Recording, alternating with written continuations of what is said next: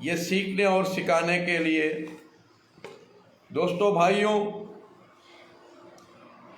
क्योंकि अल्लाह के रसूल सल्लल्लाहु अलैहि वसल्लम फरमाते हैं सब बीमारियों का घर पेट है।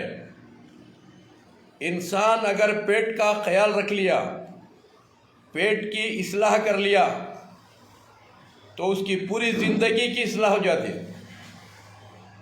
और पेट के लिए ये कामुनी का झाड़ देखो, इसमें काले काले फल आते हैं, काले काले पंडू आते हैं और छोटे छोटे पत्ते आते हैं। इसे कामुनी के झाड़ बोलते हैं। ये कामुनी का झाड़ आपके बागों बगीचों में, रोड के आजू बाजू, तुम्हारे घरों के पास सब होता है। ये इसमें छोटे छोटे पंडू भी आते, देखो इस तरह छोटे छोटे पंडू भी आते। पहले हरे रहती, बाद काले हो जाती।